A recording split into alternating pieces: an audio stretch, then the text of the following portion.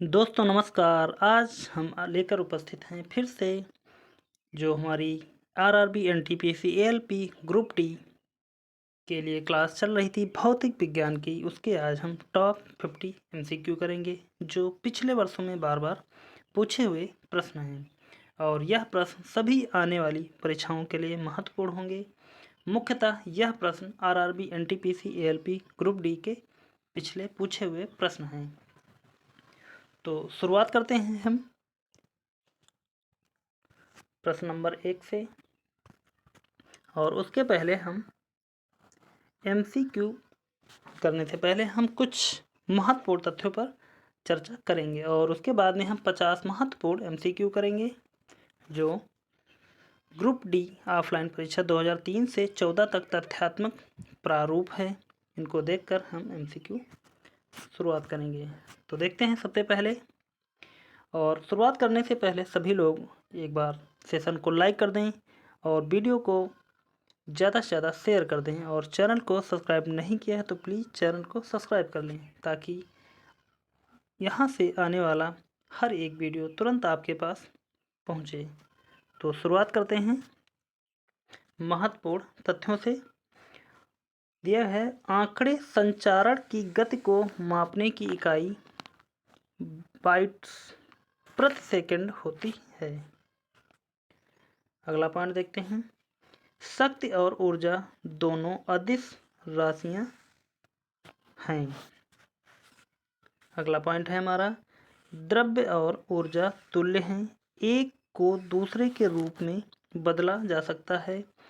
इस परिवर्तन में E बराबर mc² का संबंध लागू होता है।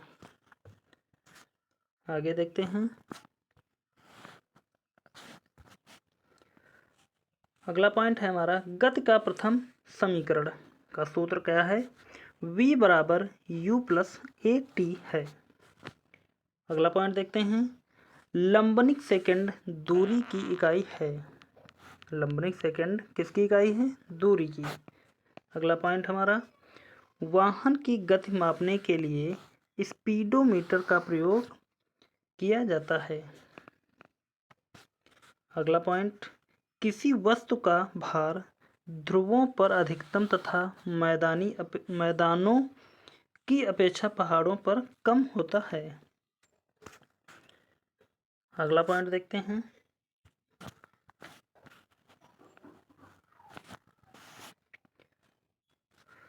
किसी विशेष दिशा में गतिशील वस्तु की स्थिति परिवर्तन को उसका विस्थापन कहते हैं। अगला पॉइंट, हीरा कैरेट में तौला या मापा जाता है। अगला पॉइंट, दो वस्तुओं के बीच कोणीय दूरी यानी कि पृष्ठक से मापी जाती है। दो वस्तुओं के बीच की दूरी किससे मापी जाती है? षष्ठक से मापी जाती है। अगला पॉइंट, बार वायुमंडलीय दबाव या वायुमंडलीय दाब की इकाई है। बार। अगला पॉइंट, ताप की एक आई इकाई केल्विन है। SI इकाई, ताप की SI इकाई केल्विन है। आगे देखते हैं, अगले पॉइंट की तरफ बढ़ते हैं। अगला पॉइंट है हमारा, कंक्रीट रोड की अपेक्षा बर्फ पर चलना कठिन होता है क्योंकि बर्फ पैरों के मध्य घर्षण कंक्रीट और पैरों के मध्य घर्षण से कम होता है। इस कारण कंक्रीट रोड की अपेक्षा बर्फ पर चलना कठिन होता है। आगे देखते हैं अगले पॉइंट को, और यह सभी पॉइंट पिछले वर्षों के पूछे हुए हैं, तो प्लीज़ इस वीडियो को स्किप मत करना और अंत तक देखना कि इससे कोई भी क्वेश्चन आगे आने वाले एग्ज़ाम के लिए बहुत ही अच्छे से तैयार हो जाएगा।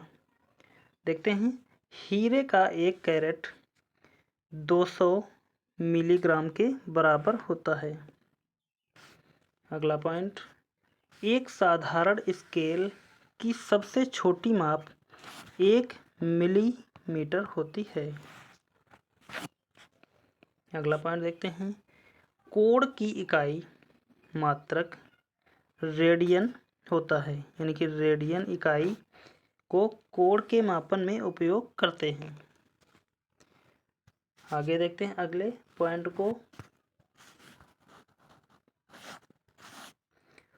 ऑप्टिक्स भौतिक विज्ञान की वह शाखा है जिसमें प्रकाश की प्रकृति और गुणधर्मों का अध्ययन किया जाता है, यानी कि प्रकाश की प्रकृति और गुणधर्मों का अध्ययन ऑप्टिक्स भौतिक विज्ञान की वह शाखा है जिसमें प्रकाश की ऑप्टिक्स या प्रकाश के प्रकृति और गुणधर्मों का अध्ययन किया जाता है। अगला पॉइंट, सूर्य की परिक्रमा में पृथ्वी का औसत वेग लगभग 30 किलोमीटर प्रति सेकंड होता है। अगला पॉइंट, पिको एक एसआई उपसर्ग है इकाइयों के आगे लगकर जिसका अर्थ 10⁻⁻12 होता है। उपसर्ग पिको 10⁻⁻12 के बराबर होता है। आगे देखते हैं अगले पॉइंट को। कोणीय वेग का विमीय सूत्र क्या है? तो कोणीय वेग का विमीय सूत्र m0 L0 t-1 होता है।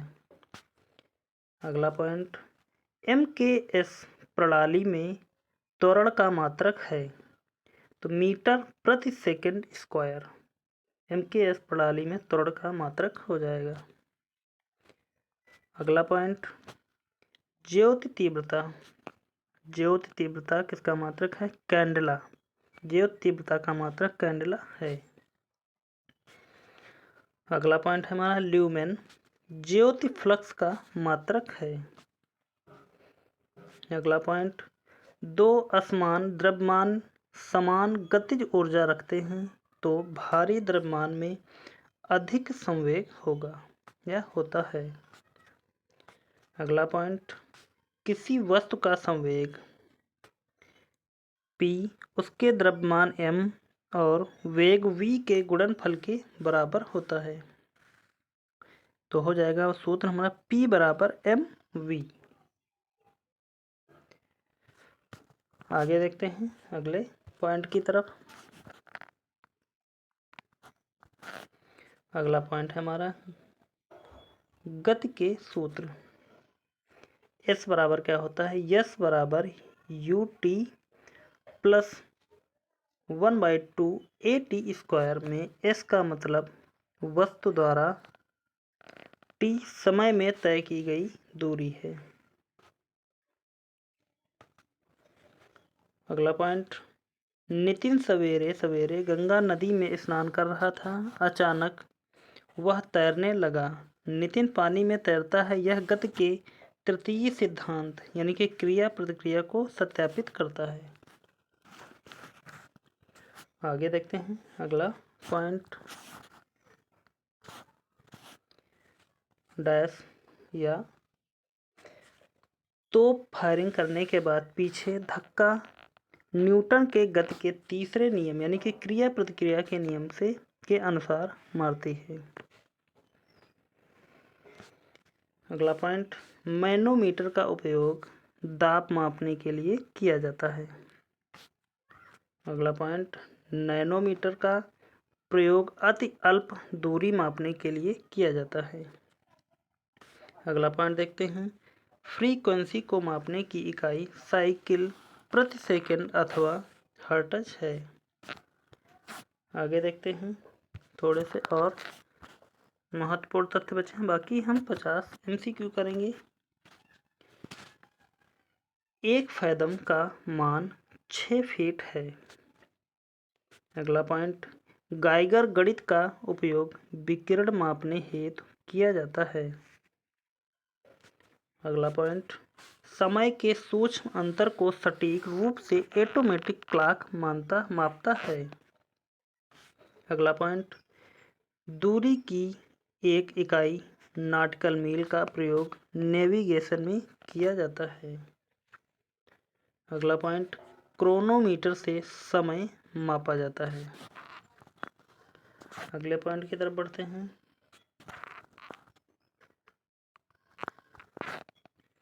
अगला पॉइंट है हमारा, किसी पिंड के विरामावस्था में या एक समान गति करने पर इसमें जड़त्व निहित होता है।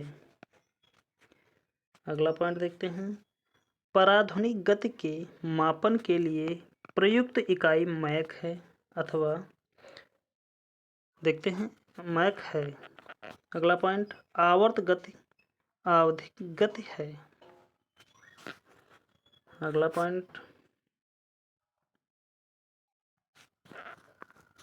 अब हम देखेंगे बल, कार्य, शक्ति एवं ऊर्जा, यानी कि ए लोकप्रिय श्रेणी ऑनलाइन परीक्षा प्रारंभिक एवं मुख्य 2016-17 तथ्यात्मक प्रारूप। पहले कुछ थोड़े से बचे हैं। पॉइंट है हमारा पहला, जब कार एक मोड़ लेती है तो वह कौन सा बल जो हमें बाहर की ओर धक्का देता है, तो हो जाएगा अपकेंद्री बल। आगे देखते हैं अगले पॉइंट को,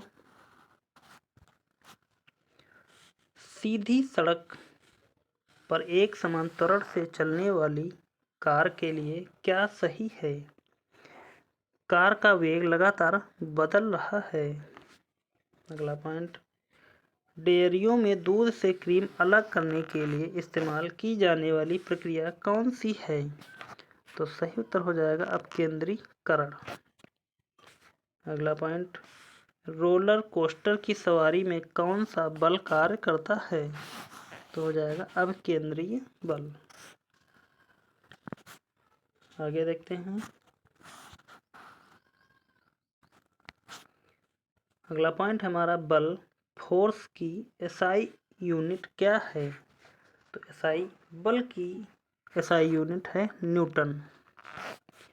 अगला पॉइंट, किसी वस्तु के तरल पदार्थ पर रखे जाने से उत्पन्न ऊर्ध्वगामी दबाव को क्या कहते हैं?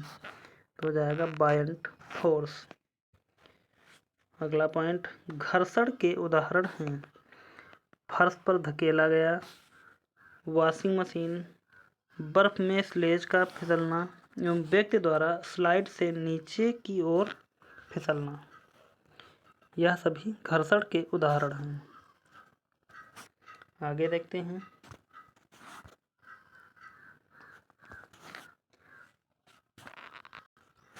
अगला पॉइंट है हमारा, जब सीधे ऊपर की ओर फेंका गया एक पत्थर शीर्ष पर पहुंचता है तो इसका क्या मान होता है? तो मान होगा इसका वेग 0 होता है तथा त्वरण लगभग 10 मीटर प्रति सेकंड स्क्वायर होता है। अगला पॉइंट, प्लेनेटरी बॉडीज के लिए केपलर के नियमों में से एक नहीं है। तो क्या नहीं है? कक्षीय अवधि ग्रह के द्रव्यमान पर निर्भर होती है, यह नहीं है। आगे देखते हैं अगले पॉइंट को,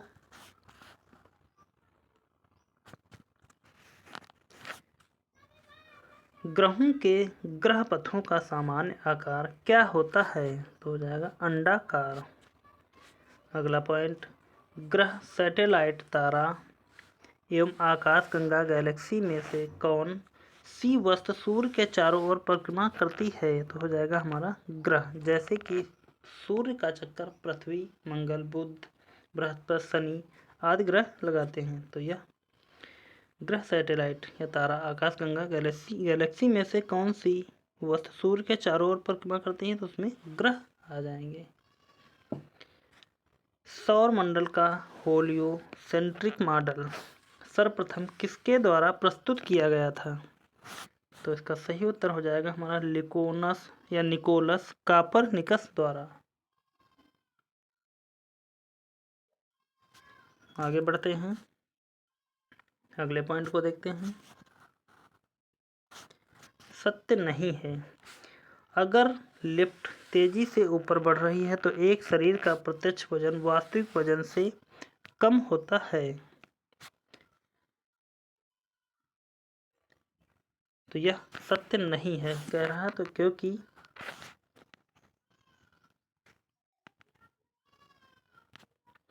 जब अगर लिफ्ट तेजी से ऊपर बढ़ रही है तो एक शरीर का प्रत्यक्ष वजन वास्तविक वजन से अधिक होता है। यहाँ पर लिखा है कम होता है, तो इसलिए हमारा यह गलत हो जाए, क्योंकि वास्तविक वजन से अधिक होता है। इस कारण यह सत्य नहीं है। यहाँ पर पहले ही बता दिया है कि यह सत्य नहीं है, तो इसमें गलती बतानी थी, क्या सत्य नहीं। अगला पॉइंट देखते हैं। यदि पृथ्वी पर आपका वजन 38 किलो है तो बुध ग्रह पर आपका वजन कितना होगा? तो यहाँ पर बुध ग्रह पर आपका वजन 14.3 किलोग्राम हो जाएगा। आगे देखते हैं अगला पॉइंट। पृथ्वी की सतह पर पलायन वेग कितना होता है? तो पृथ्वी की सतह पर पलायन वेग 11.2 किलोमीटर प्रति सेकंड होता है। आगे देखते हैं अगले पॉइंट को। अगले पॉइंट है हमारा निम्न तापमान, निम्न गति, निम्न दाब एवं निम्न घनत्व में से किसके कारण बादल आकाश में तैरते हैं? तो हो जाएगा हमारा निम्न घनत्व के कारण बादल आकाश में तैरते रहते हैं। अगला पॉइंट अभिकथन क्या है? जब वेग स्थिर और तरंग दैर्ध्य आधी रखी जाती है तो आवृत्ति दोगुनी हो जाती है। कारण क्या है? वेग बराबर आवृत्ति गुणे तरंग दैर्ध्य। अभिकथन और कारण दोनों सही हैं और कारण अभिकथन की उचित व्याख्या है। आगे देखते हैं अगले पॉइंट को। यहाँ से हम MCQ स्टार्ट करते हैं। जो हमारे महत्वपूर्ण तथ्य थे उन पर हमने चर्चा की और यहाँ से हम 50 प्रश्नों को देखेंगे विद सॉल्यूशन। सभी प्रश्नों की व्याख्या देखते हुए हम प्रश्नों को आसानी से समझेंगे ताकि हमको यह बार बार रटना ना पड़े। तो शुरुआत करते हैं। पहला प्रश्न है हमारा, निम्नलिखित युग्मों में से किन भौतिक राशियों के समान विमीय सूत्र नहीं है? ए बल एवं दाब, बी कार्य एवं ऊर्जा, सी आवेग एवं संवेग, डी भार एवं बल। तो यहाँ पर कौन सा सही या में से किन भौतिक राशियों के समान विमीय सूत्र नहीं है? तो यहाँ पर सही उत्तर हो जाएगा ए बल एवं दाब के। देखते हैं इसके सॉल्यूशन को। कार्य एवं ऊर्जा, आवेग एवं संवेग तथा भार एवं बल समान विमीय सूत्र वाले होते हैं। बल एवं दाब की विमा नहीं होती है। बल की विमा ML-T-2, दाब की विमा ML-1T-2 होती है। आगे देखते हैं अगले प्रश्न को।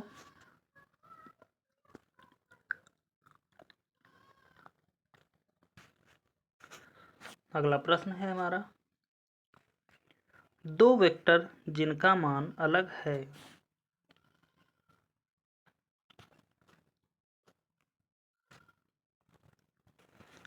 देखते हैं कौन कौन से हैं। ए उनकी दिशा अलग होती है। बी उनका परिणामी शून्य होगा। सी उनका परिणामी शून्य नहीं हो सकता। डी उपर्युक्त में से कोई नहीं।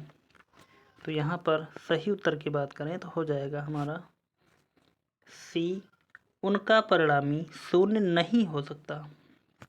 दो वेक्टर जिनका मान अलग है उनका परिणामी शून्य नहीं हो सकता।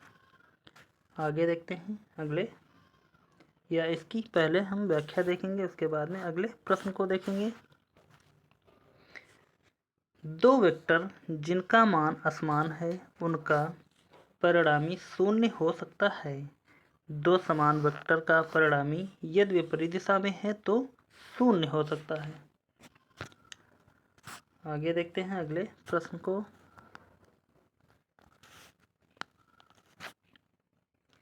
निम्नलिखित में से कौन सी वेक्टर राशि है? ए बल, बी चाल, सी ऊर्जा, डी तापमान।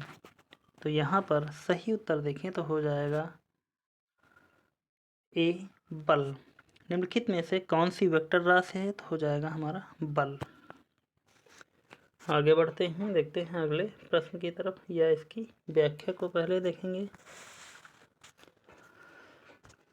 वे भौतिक राशियाँ जिनमें परिमाण और दिशा दोनों होते हैं सदिश राशियाँ कहलाती हैं, जैसे वेग, बल, त्वरण आदि। अगला प्रश्न,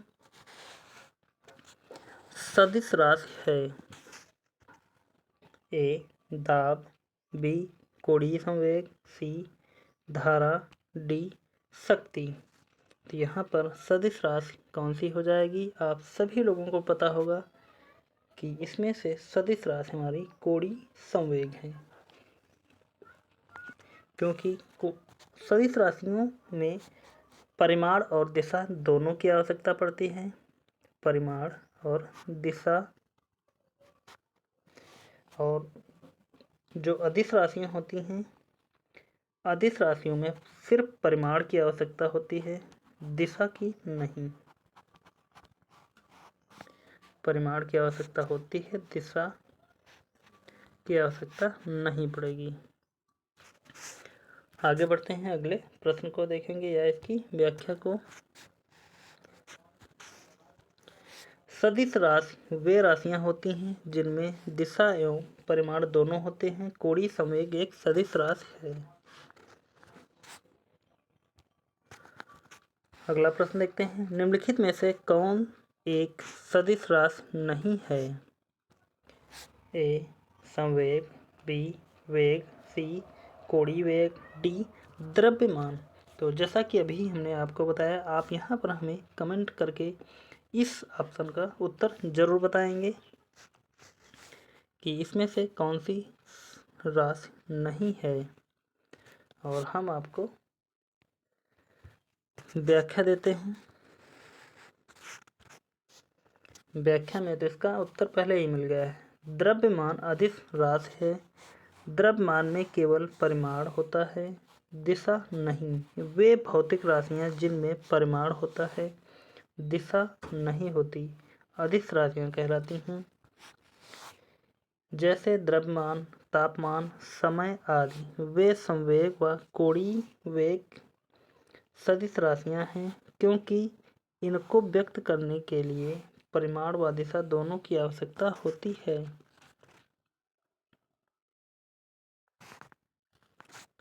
आगे देखते हैं अगले प्रश्न को। किसी सदिश का परिमाण कभी नहीं हो सकता। ए शून्य, बी इकाई, सी ऋणात्मक, डी धनात्मक। तो यहाँ पर इसका सही उत्तर देखें कि किसी सदिश का परिमाण कभी नहीं हो सकता, तो हो जाएगा हमारा सी ऋणात्मक नहीं हो सकता किसी भी सदिश राशि का परिमाण। आगे देखते हैं इसके सलूशन को। किसी सदिश का परिमाण कभी भी ऋणात्मक नहीं हो सकता है, क्योंकि सदिश राशि की दिशा ऋणात्मक हो सकती है, लेकिन परिमाण ऋणात्मक नहीं हो सकता है। आगे देखते हैं अगले प्रश्न को। अदिश राशि कौन है? ए ऊर्जा, बी बल का घोड़, सी संवेग, डी उपरोक्त में सभी। तो यहाँ पर सही उत्तर देखें इसका, तो हो जाएगा ऊर्जा। अदिश राशि कौन है? तो इसमें हो जाएगा हमारा ऊर्जा, और बाकी यह दोनों संवेग और बल आघूर्ण दोनों सदिश राशियां हैं।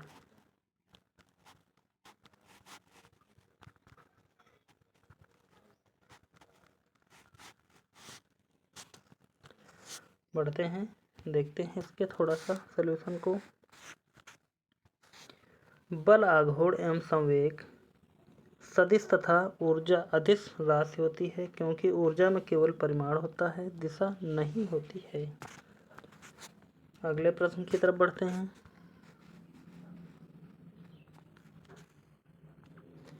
अदिश एक प्रमात्रा है जिसमें परिमाण होता है लेकिन क्या नहीं होता है? ए इकाई, बी द्रव्यमान, सी दिशा, डी उपर्युक्त सभी या ई उपयुक्त में से कोई नहीं। तो यहाँ पर इसका सही उत्तर देखा जाए तो हो जाएगा हमारा सी। अदिश एक प्रमात्रा है जिसमें परिमाण होता है लेकिन क्या नहीं होता है? दिशा नहीं होती है। आगे बढ़ते हैं, देखते हैं इसके सॉल्यूशन को।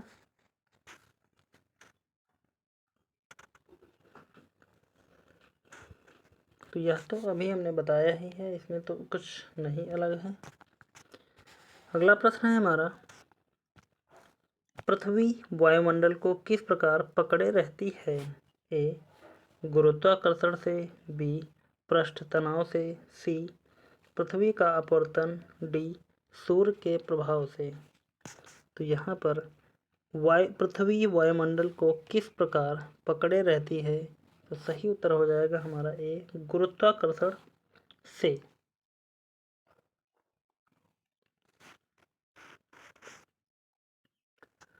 आगे देखते हैं इसके सॉल्यूशन को थोड़ा सा। वायुमंडलीय गैसों के अणुओं का ऊष्मीय वेग पलायन वेग से कम होता है जिससे वे पृथ्वी के गुरुत्वीय क्षेत्र के बाहर नहीं जा पाती हैं। पलायन वेग का मान पृथ्वी की त्रिज्या एवं गुरुत्वीय त्वरण पर निर्भर है। v बराबर 2gr करता है।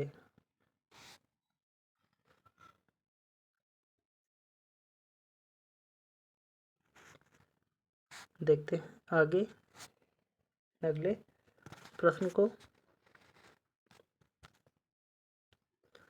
अगला प्रश्न है हमारा, कार के स्टीयरिंग में शामिल है, क्या शामिल है? ए एक एकल बल, बी दो बल जो एक ही दिशा में कार्य करते हैं, सी दो बल जो अलग अलग रेखाओं या लाइनों पर तथा विपरीत दिशाओं में कार्य करते हैं, डी बलों का एक युग्म है जो विपरीत दिशाओं में तथा उसी रेखा में लाइन पर कार्य करते हैं। तो यहाँ पर बात की जाए सही उत्तर की तो हो जाएगा हमारा डी बलों का एक युग्म है जो विपरीत दिशाओं में तथा उसी रेखा या लाइन पर कार्य करते हैं। आगे देखते हैं अगले प्रश्न को।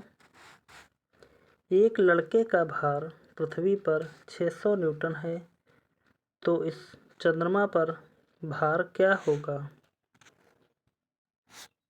ए 600 न्यूटन, बी 3600 न्यूटन, सी 0, डी 1000 वन। तो चंद्रमा पर बात की जाए, चंद्रमा पर पृथ्वी का कितना होता है? यानी कि 600 न्यूटन है। चंद्रमा पर होता कितना है? पृथ्वी का 1/6। जब यहाँ 1/6 से भाग कर देंगे हम या पृथ्वी के 1/6 से गुणा करेंगे तो 6 करना 6 हो जाएगा, बचेगा हमारा 100 न्यूटन। डी हमारा इस प्रकार सही उत्तर हो जाएगा। अगले प्रश्न की तरफ देखते हैं।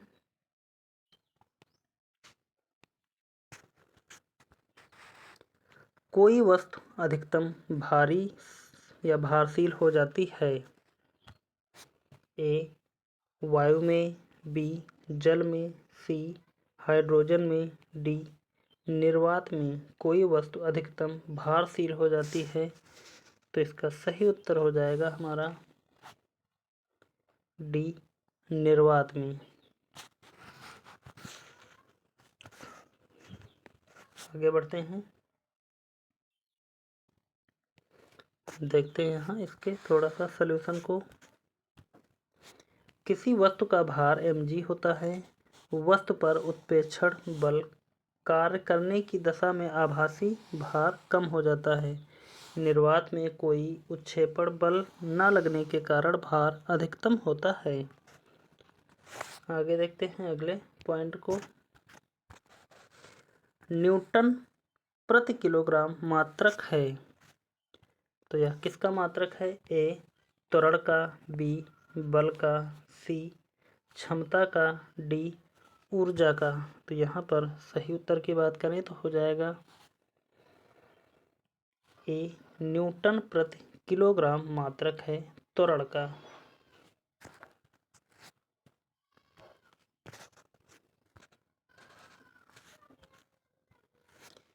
व्याख्या, त्वरण का मात्रक न्यूटन प्रति किलोग्राम होता है। त्वरण SI पद्धति का मात्रक है। बल का मात्रक न्यूटन तथा ऊष्मा कार्य अथवा ऊर्जा का मात्रक जूल होता है, यानी कि A बराबर F/m यानी कि न्यूटन प्रति किलोग्राम होता है। आगे देखते हैं अगले प्रश्न को।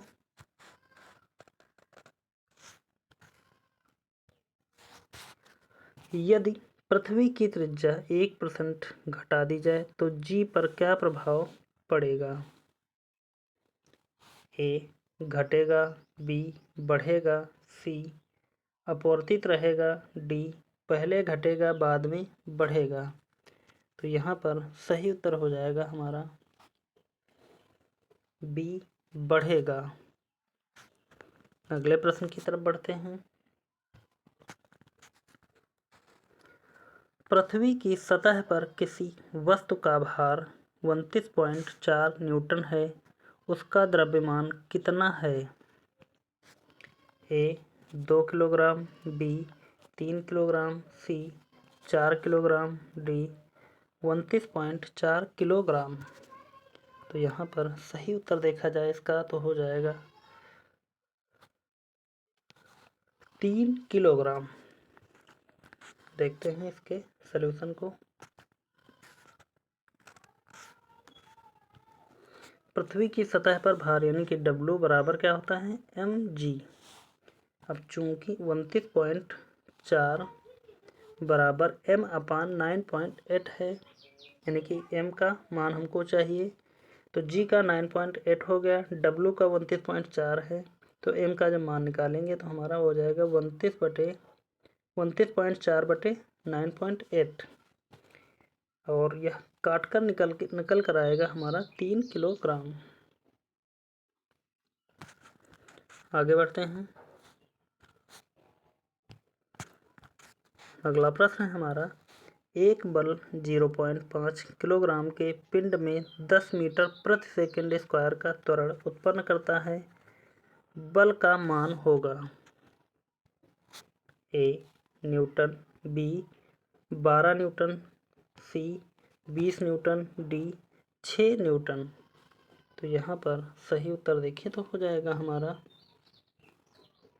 A 5 Newton.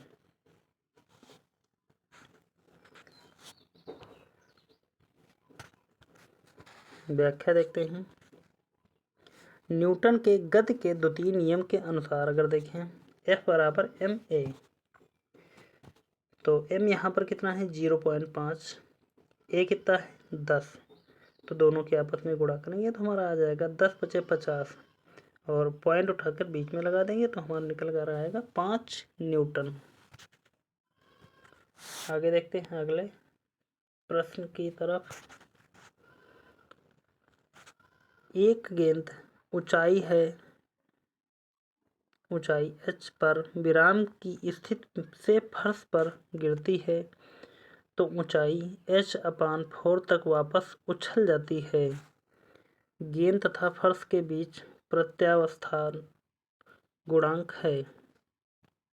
A 3/4, B 1/√2, C 1/2, D 1/4। तो यहाँ पर सही उत्तर देखा जाए तो हो जाएगा हमारा C 1/2। अगला प्रश्न देखते हैं।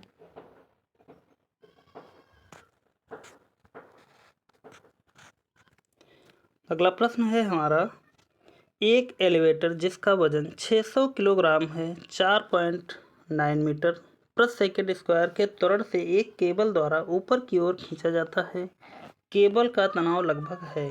A 6000 Newton, B 6000 gram Newton, C 9000 Newton, D 9000 gram Newton.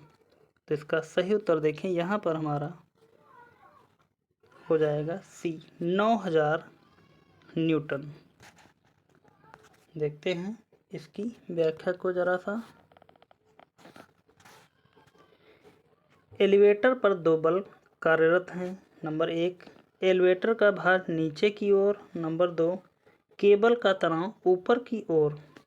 Newton के द्वितीय नियम के अनुसार देखें, T बराबर या T माइनस mg बराबर ma। तो T का मान निकालेंगे यहाँ पर, m बराबर g प्लस a। m का मान रखेंगे 600 गुणे 9.8 प्लस 4.9 आ जाएगा हमारा 600 गुणे 14.7 यानी कि 9000 न्यूटन आ जाएगा मान निकल कर। आगे देखते हैं अगले प्रश्न को। अगला प्रश्न है हमारा, एक अंतरिक्ष यात्री पृथ्वी तल की तुलना में चंद्र तल पर अधिक ऊंची छलांग लगा सकता है क्योंकि ए, वह चंद्रमा पर भारहीन होता है।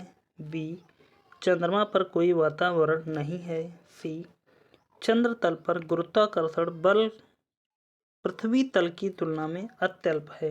डी, चंद्रमा पृथ्वी से छोटा है। तो एक अंतरिक्ष यात्री पृथ्वी तल की तुलना में चंद्र तल पर अधिक ऊंची छलांग लगा सकता है क्योंकि चंद्र तल पर गुरुत्वाकर्षण बल पृथ्वी तल की तुलना में अत्यल्प है। देखते हैं इसकी व्याख्या को एक बार।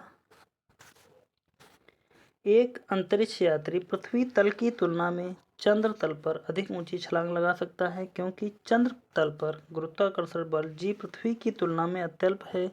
चंद्रमा पर जी का मान पृथ्वी पर जी के मान का 1/6 होता है। इस कारण वह अधिक ऊंची छलांग लगा सकता है पृथ्वी की तुलना में। आगे देखते हैं अगला प्रश्न।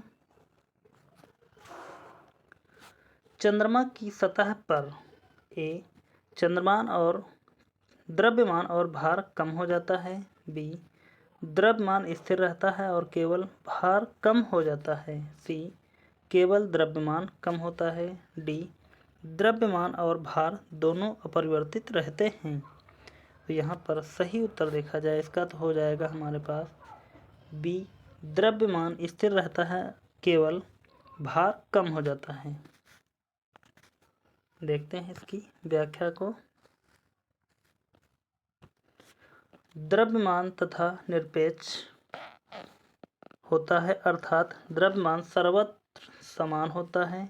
भार का मान गुरुत्वीय त्वरण पर निर्भर करता है। चूंकि चंद्रमा पर गुरुत्वीय त्वरण पृथ्वी के गुरुत्वीय त्वरण का 1/6 होता है, अतः चंद्रमा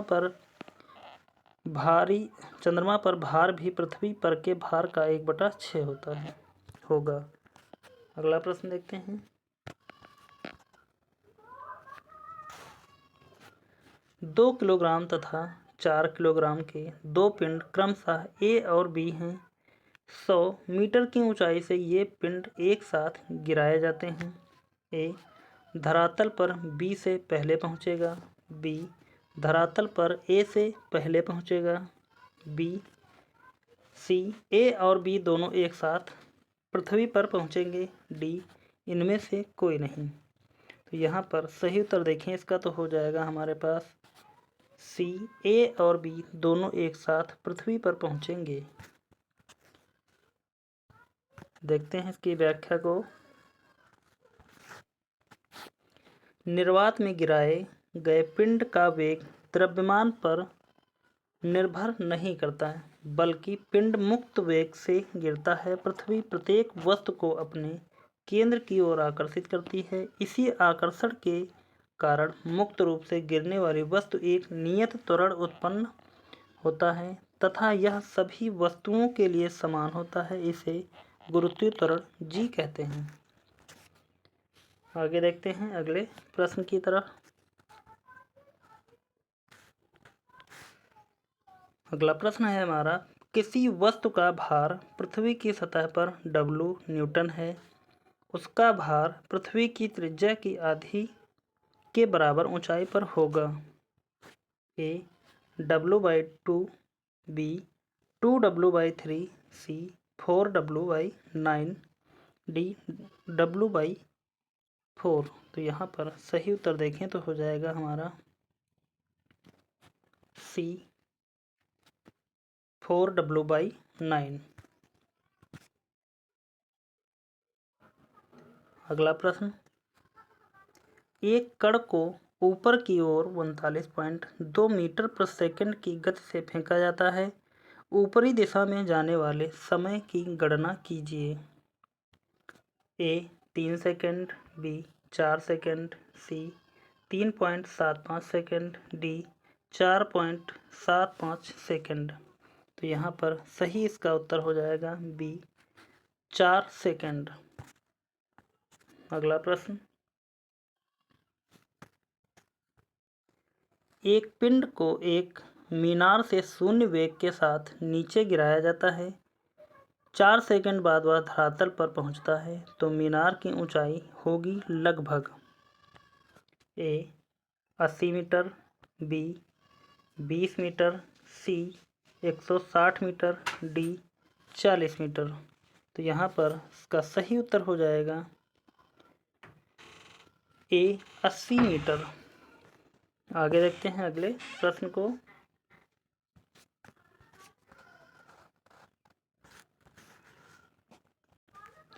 अश्व यदि एक चलना प्रारंभ कर दे तो अश्वारोही के गिरने की आशंका का कारण है।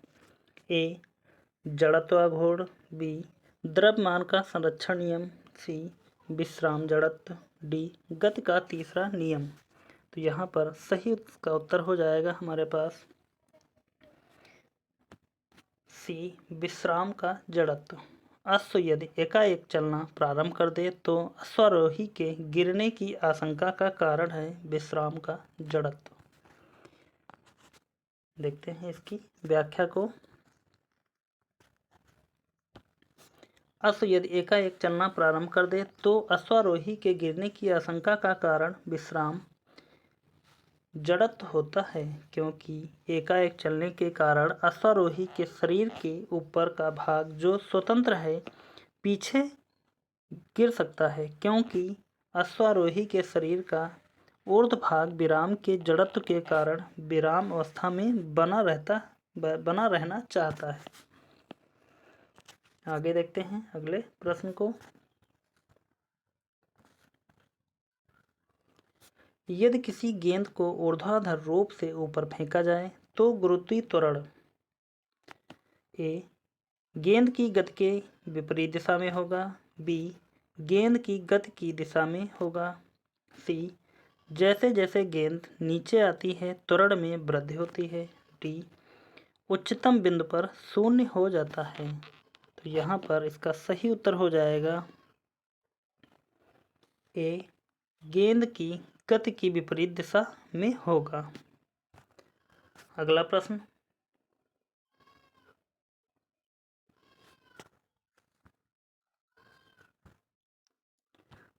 हमारा कोई साइकिल सवार किसी मोड़ में घूमता है तो वह बाहर की ओर झुकता है, बी आगे की ओर झुकता है, सी भीतर की ओर झुकता है, डी बिल्कुल नहीं झुकता। तो यहाँ पर कोई साइकिल सवार किसी मोड़ में घूमता है तो वह भीतर की ओर झुकता है। आगे देखते हैं इसके सॉल्यूशन को।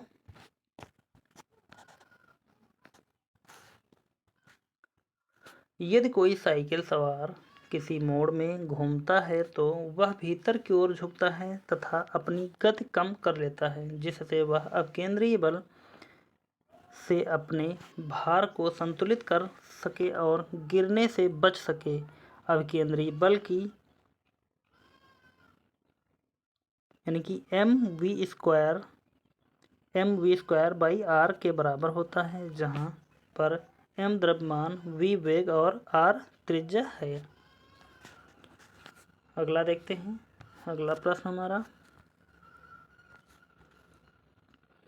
अगला प्रश्न है, एक साइकिल चालक जब मोड़ लेता है तब अंदर की तरफ लटकता है, जबकि कार का चालक उसी मोड़ पर बाहर को धकेला हुआ महसूस करता है। कारण है ए, कार साइकिल से भारी होती है, बी, कार के 4 पहिए होते हैं, साइकिल के 2, सी, साइकिल सवार और कार चालक दोनों ही केंद्रीय बल महसूस करते हैं, डी, दोनों की चाल में अंतर होता है।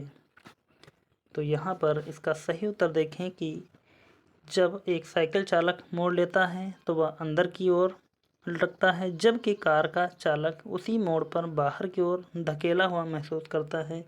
तो इसका क्या कारण है? तो इसका कारण हो जाएगा हमारा सी,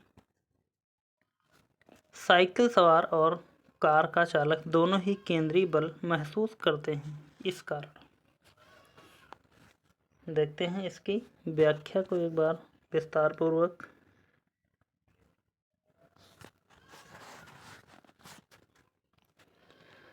जब साइकिल सवार किसी मोड़ पर चलता है तो वह आवश्यक अभिकेंद्रीय बल जो उसे साइकिल के पहिए और सड़क के घर्षण बल से प्राप्त होता है को प्राप्त करने के लिए अपने मोड़ को वक्रीय मार्ग के केंद्र की ओर झुका लेता है। जब कार चालक किसी मोड़ पर अपनी कार मोड़ता है तो जड़त्व के नियमानुसार उसके शरीर का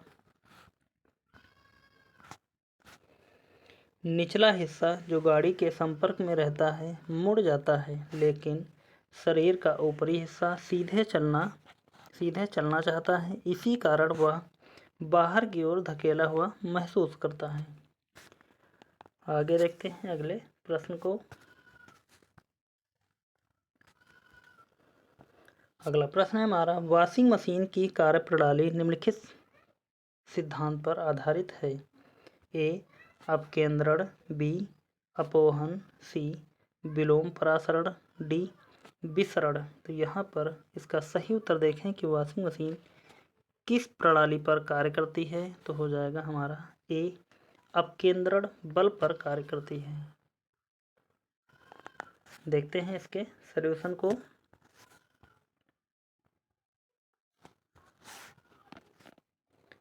वॉशिंग मशीन की कार्यप्रणाली अपकेंद्रण के सिद्धांत पर आधारित है। जब कोई पिंड किसी वृत्तीय मार्ग पर चलता है तो उस मार्ग के केंद्र की ओर एक बल लगता है जिसे अपकेंद्री बल कहते हैं। न्यूटन के तीसरे नियम के अनुसार इस बल का प्रतिक्रिया बल, जो कि परिमाण में अपकेंद्री बल के बराबर, परंतु इसकी दिशा अपकेंद्री बल के विपरीत अर्थात केंद्र से बाहर की ओर होता है, लगता है। इस प्रतिक्रिया बल को ही अपकेंद्री बल कहते हैं। कपड़ा सुखाने की मशीन,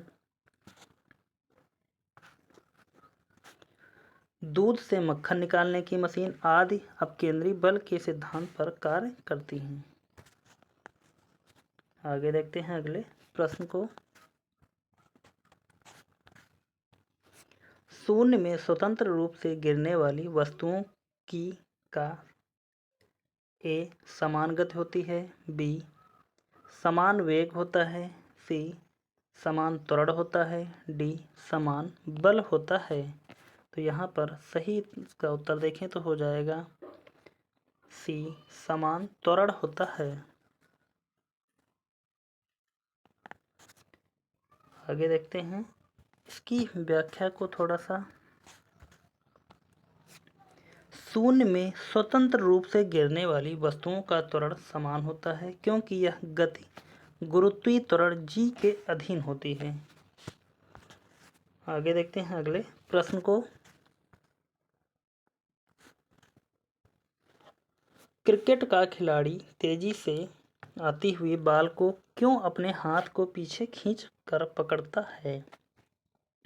ए, बॉल विश्राम की स्थिति में आ सकती है, बी, बॉल त्वरित अवस्था में रह सकती है, सी, हो सकता है कि उसे कम बल लगाने की आवश्यकता हो, डी, हो सकता है कि उसे अधिक बल लगाने के लिए समय मिल जाए। तो यहाँ पर इसका सही उत्तर देखें हम तो हो जाएगा हमारा डी, हो सकता है कि उसे अधिक बल लगाने के लिए समय मिल जाए। इस कारण क्रिकेट का खिलाड़ी तेजी से आती हुई बाल को अपने हाथ को पीछे खींचकर पकड़ता है। देखते हैं इसकी व्याख्या को थोड़ा सा। जब खिलाड़ी गेंद को रोक लेता है तो गेंद का संवेग शून्य हो जाता है।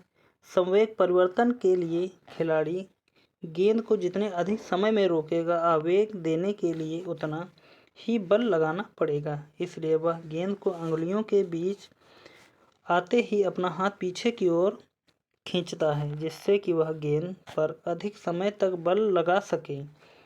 यदि वह आगे ले जाकर गेंद पकड़ेगा तो क्रिया प्रतिक्रिया के नियम के कारण चोट लगने अथवा छिटक कर गिरने की संभावना होगी। आवेग बराबर बल गुणे समय परिवर्तन के अनुसार समय में वृद्धि होने से कम बल लगाकर ही वह समान वेग को प्राप्त कर लेता है। इसलिए क्रिकेट का खिलाड़ी गेंद पकड़ते समय हाथ को पीछे करता है। आगे देखते हैं अगले प्रश्न को। जड़त्व आघूर्ण का मात्रक है। A kilogram metre, B kilogram प्रति metre, C kilogram metre square, D kilogram प्रति मीटर स्क्वायर। तो इसका सही उत्तर यहाँ पर देखें तो हो जाएगा हमारा सी। जड़त्व का मात्रक है किलोग्राम मीटर स्क्वायर।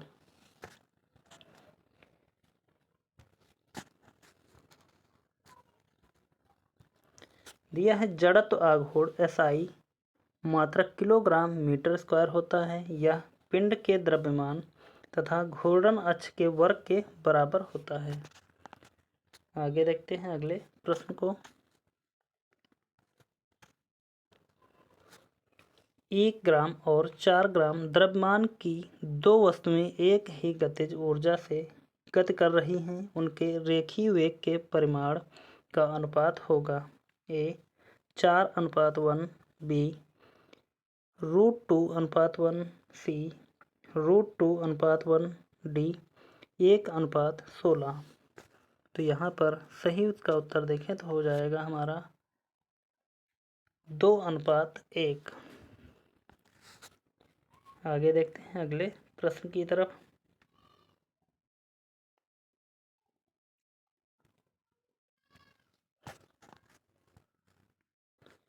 पृथ्वी की अपेक्षा चंद्रमा का द्रव्यमान है। A 1/4, B 1/81, C 1/100, D इनमें से कोई नहीं। तो पृथ्वी की अपेक्षा चंद्रमा का द्रव्यमान है। इसका सही उत्तर हो जाएगा B 1/81।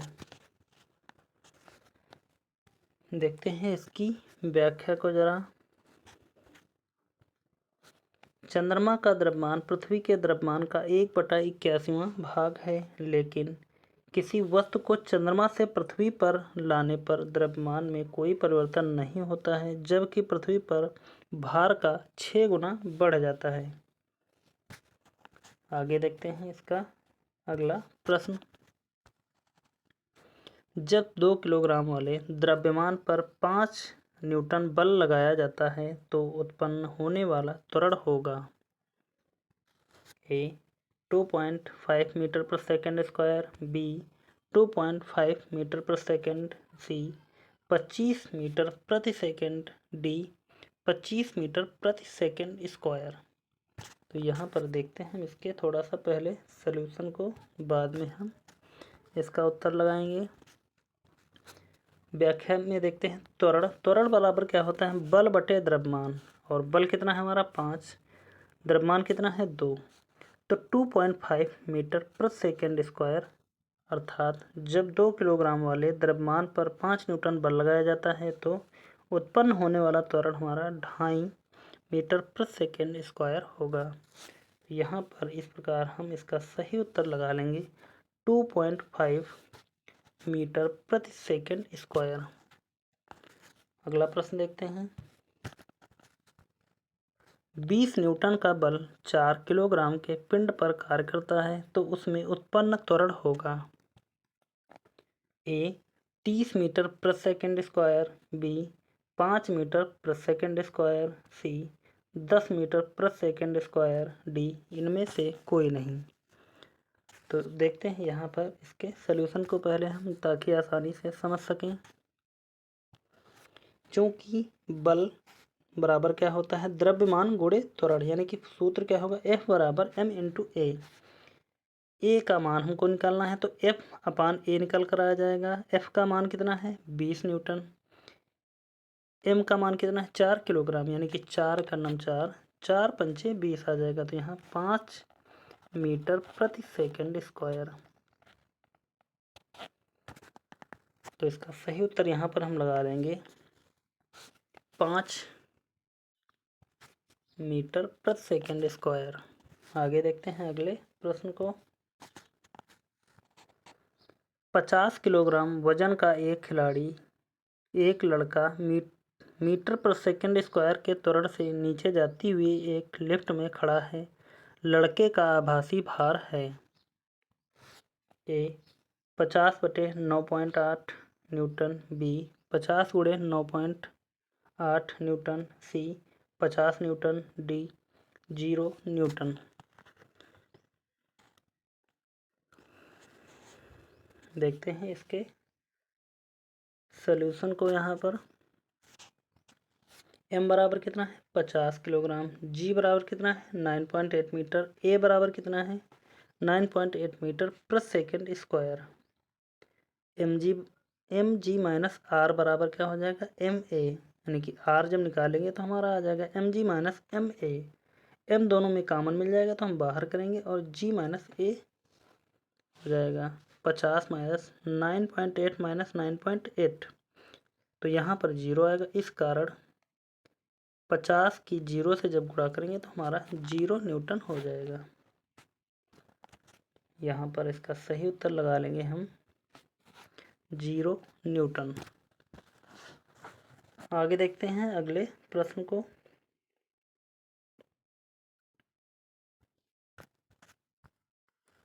पाँच मीटर प्रति सेकंड की दर से गतिशील एक कण की ऊर्जा 125 जूल है तो कण का द्रव्यमान होगा ए 4 किलोग्राम, बी 6 किलोग्राम, सी 10 किलोग्राम, डी 25 किलोग्राम, ई इनमें से कोई नहीं। तो यहाँ पर सबसे पहले हम इसके सॉल्यूशन को देखेंगे, फिर हम आगे बढ़ेंगे। वेग यहाँ पर क्या दे रहा है 5 मीटर प्रति सेकंड, ऊर्जा कितनी है 125 जूल। तो हमें कण का द्रव्यमान निकालना है। ऊर्जा का सूत्र 1/2 गुणे द्रव्यमान गुणे वेग स्क्वायर। तो यहाँ पर ऊर्जा कितनी है 125 बराबर 1/2 गुणे द्रव्यमान गुणे वेग स्क्वायर है, यानी कि 5 वेग था हमारा तो 5 गुणे 5 हो जाएगा, यानी कि 25।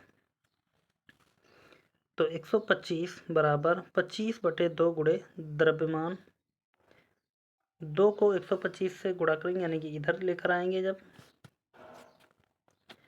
तो हमारा हो जाएगा 250 बराबर 25 गुणे द्रव्यमान, यानी कि 25 और 25 को काट देंगे तो हमारा बच जाएगा एक, यहाँ पर 25 25, यानी कि द्रव्यमान कितना आ जाएगा हमारा 10, यानी कि 250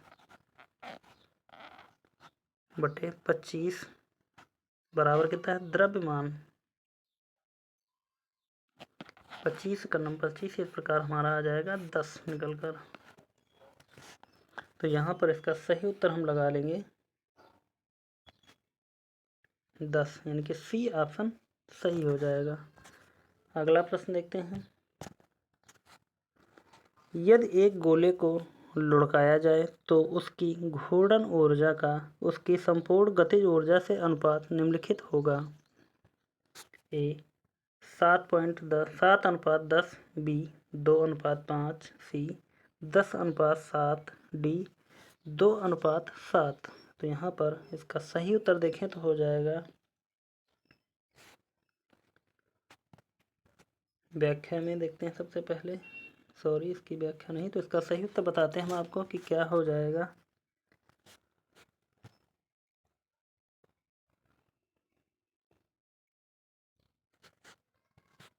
डी 2:7 इसका सही उत्तर हो जाएगा। आगे देखते हैं अगले प्रश्न को। किसी पाइपलाइन के केंद्र पर स्थित किसी कण का वेग होगा। ए अधिकतम, बी न्यूनतम, सी 0, डी इनमें से कोई नहीं।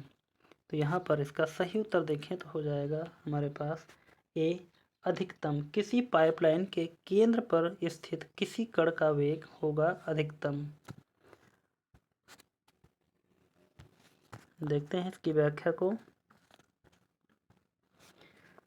गली की दीवार के संपर्क वाली सतह का वेग नगण्य अर्थात लगभग 0 होता है। जैसे जैसे हम अक्ष की ओर बढ़ते जाते हैं कण का वेग बढ़ता जाता है और नली के केंद्र में स्थित कण का वेग अधिकतम होता है। इस घटना के लिए उत्तरदायी भौतिक गुण श्यानता का गुण है।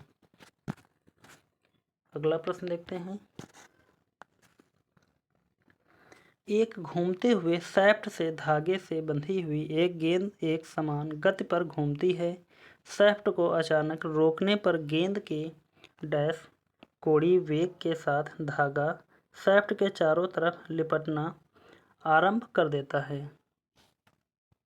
ए बढ़ते हुए, बी घटते हुए, सी स्थिर, डी 0, ई कोई नहीं। तो यहाँ पर इसका सही उत्तर देखें तो हो जाएगा घटते हुए कोणीय वेग के साथ। यहाँ पर हम भर लेंगे घटते हुए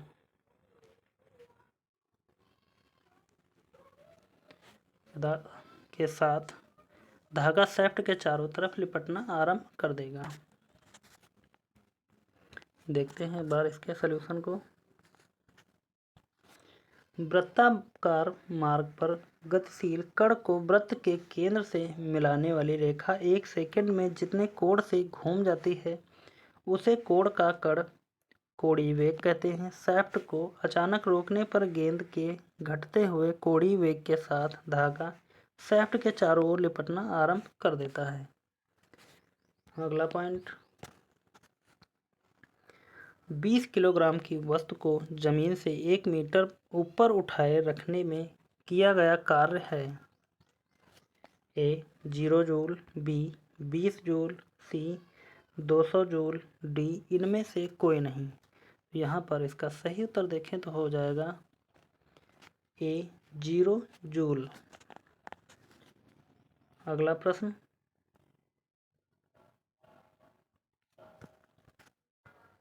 एक लड़के का भार 300 न्यूटन है। एक मकान की दूसरी मंजिल जिसकी ऊंचाई 7 मीटर है तक चढ़ने के बाद वह वापस नीचे आ जाता है तो वह कितना कार्य करता है।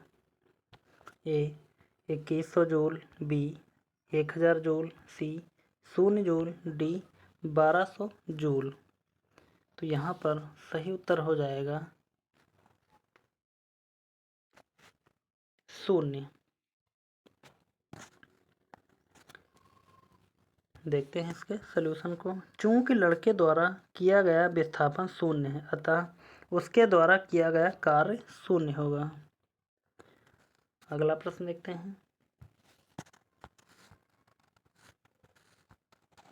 10 किलो के एक पिंड को 30 मीटर की ऊंचाई पर ले जाकर फिर उसी स्थान पर लाया जाता है जहां से वह चला था तो कार्य होगा। ए 2940 जूल, बी 300 जूल, सी 980 जूल, डी 0 जूल। तो यहाँ पर सही उत्तर हो जाएगा हमारा डी 0 जूल। जैसा कि पिछले प्रश्न में हमने देखा था, फिर से हम देखते हैं एक बार इसके सलूशन को। किसी पिंड द्वारा किया गया कार्य बराबर होता है बल गुणे बल की दिशा में विस्थापन। चूंकि पिंड को अपने पूर्व स्थिति में पुनः ला दिया जाता है अर्थात उसका विस्थापन 0 होता है, इसलिए पिंड द्वारा किया गया कार्य 0 हो जाएगा। अगला प्रश्न देखते हैं।